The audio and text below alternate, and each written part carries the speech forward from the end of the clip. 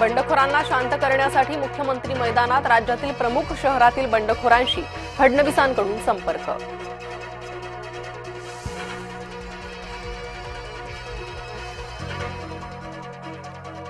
वडाळ्यातील ward 200 मध्ये भाजपची डोकेदुखी वाढली. शेलार साटमांच्या भेटीनंतरही गजेंद्र धुमाळे बंडखोरीवर ठाम.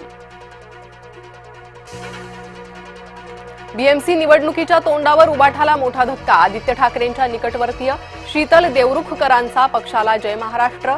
तिकीट न मिळाल्यानं शीतल कमळ हाती घेणार. निवडणूक अधिकाऱ्यानेच बी फॉर्म लपवल्याचा आरोप. संभाजीनगरमधील धक्कादायक प्रकार. अधिकारी लतीफ पठाणांची कृती संशयात. अहिल्यानगरमधील भाजपच्या 2 उमेदवारांना मोठा दिलासा. अर्जांवर घेतलेल्या हरकती निवडणूक अधिकाऱ्यांनी फेटाळल्या.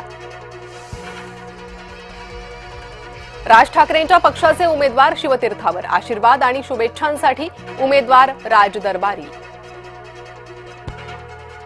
भाजप उमेदवाराचा अर्ज रद्द करा. पिंपरी चिंचवडच्या राष्ट्रवादी काँग्रेसच्या उमेदवारांचं आंदोलन. आता निवडणूक आयोगाच्या निर्णयाकडे लक्ष. अजित पवारांचं सफेद झूट. गुंड उमेदवारांना नव्हे तर खरात गटाला उमेदवारी दिल्याचं वक्तव्य. कृपाशंकर सिंह भाजपचा बोलका पोपट. मराठी महापौर होऊ द्यायचा नाही हा भाजपचा अजेंडा. खासदार संजय राऊतांचा भाजप आणि कृपाशंकर सिंहावर हल्लाबोल.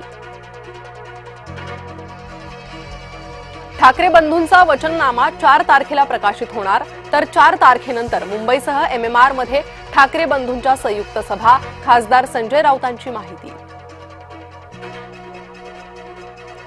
राज्यातील 29 मनपांसाठी 33,000 उमेदवार रिंगणात. पुण्यात सर्वाधिक तर पनवेलमध्ये सर्वात कमी उमेदवार. मुंबईत 2,500 जण मैदानात.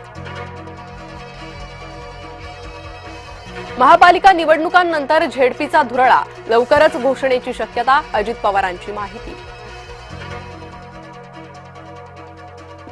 अहिल्यानगरमध्ये भाजपच्या AB फॉर्म गटाचा आक्षेप. लोकशाही संपवण्याचं काम सुरू असल्याचा आरोप. पुण्यात उमेदवाराने चक्क प्रतिस्पर्ध्याचा AB फॉर्मच खाऊन टाकला.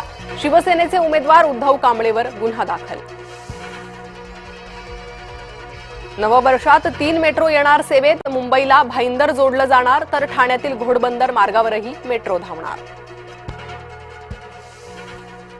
नववर्षाच्या पहिल्याच दिवशी खिशाला साठ. व्यावसायिक सिलेंडरच्या दरात 111 रुपयांची वाढ. साताऱ्यात आजपासून साहित्यिकांचा मेळा. 99व्या अखिल भारतीय मराठी साहित्य संमेलनाचं उद्घाटन संपन्न. नववर्षानिमित्त पंढरपूरचं विठुरायाचं मंदिर रंगीबिरंगी फुलांच्या आरासानं सजलं. दर्शनासाठी भल्या पहाटेपासूनच भक्तांची मांदी आहे.